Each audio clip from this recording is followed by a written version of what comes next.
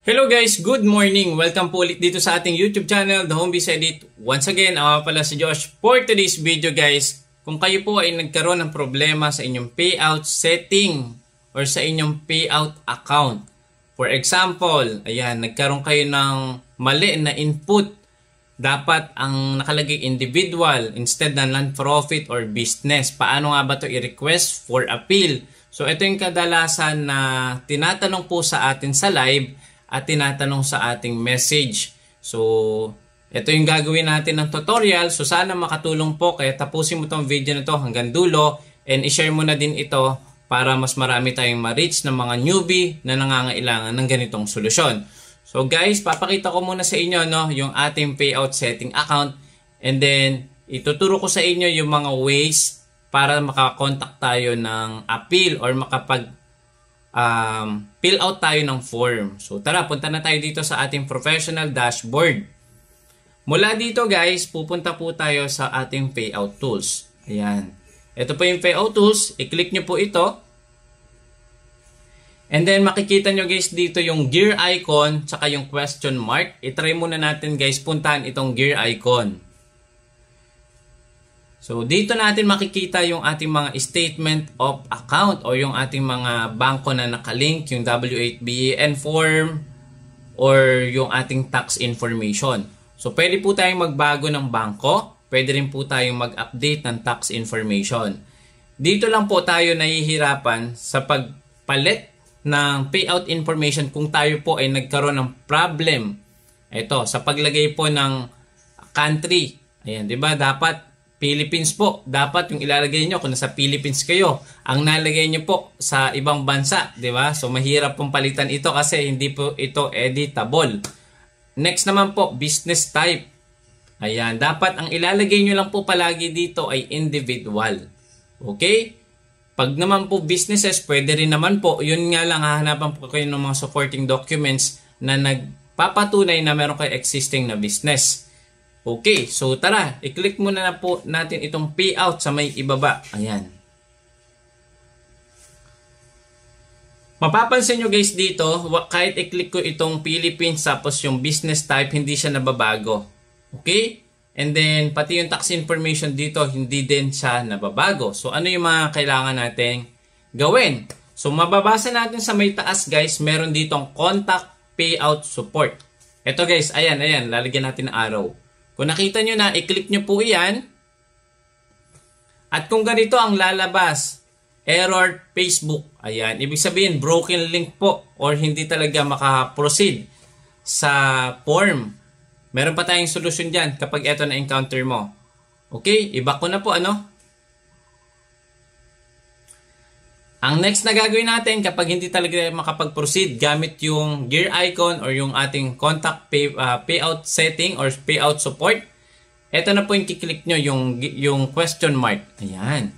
So dito meron tayo ditong mga financial entity. So pipiliin natin kung alin dito yung page or yung profile natin. So usually makikita mo yan dito sa may taas. Ito yung pinakauna.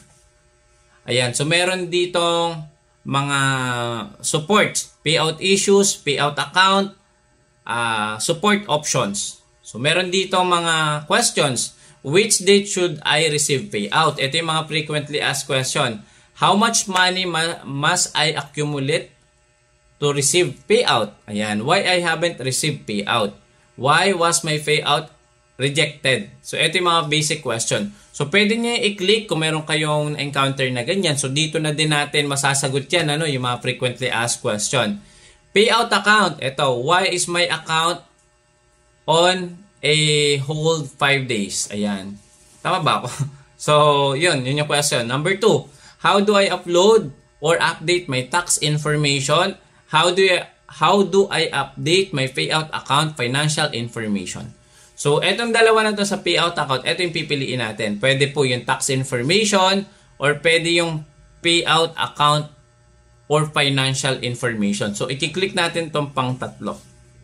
Ayan. So, sabi dito, how do I update my payout account information? Sabi dito, you can update your company and financial information in the setting tab. If you have multiple payout account ensure your payout account ID on the top left is the account you wish to update. Ayan. In the settings tab, click update and payout method sections. Yun na nga yung chinek natin kanina pero hindi siya editable. So ang gagawin natin guys, magko-contact tayo ng support. Ito, i-click nyo to guys. Click contact us. So mapapansin nyo dito, no? Merong mga payout product dito. Pipili po tayo dyan. Sabi dito, how can we help? Select an issue and add a message to help us understand what's going on. This info will share your dispute resolution agent. Please don't share sensitive information like password. Okay. So ngayon, ang nakalagay sa issue natin, financial information. Pipili po tayo dito sa sample po, overlay ads or in-stream ads or stars. So, alin kaya dito may problema? So, sample, yung stars, merong problem. I-click natin tong star. And then, state mo lang dito kung ano yung na-receive mo na problem. Okay? So, sample natin. Yan. Dapat details yung malalagay nyo. I have problem in my payout account set up. Ayan. So, pwede na to, sample lang naman to guys. Then, i-click nyo yung send. Ayan. Wait lang guys natin masend ano.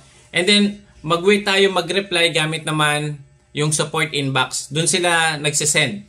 So, sabi dito, we will send an email. Ito yung ating email address, 1 to 2 business days. You can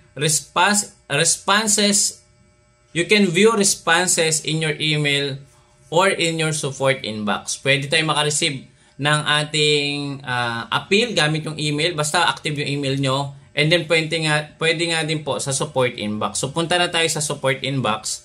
So makikita nyo guys dito, ito nag-appear na September 13. I-click nyo dito.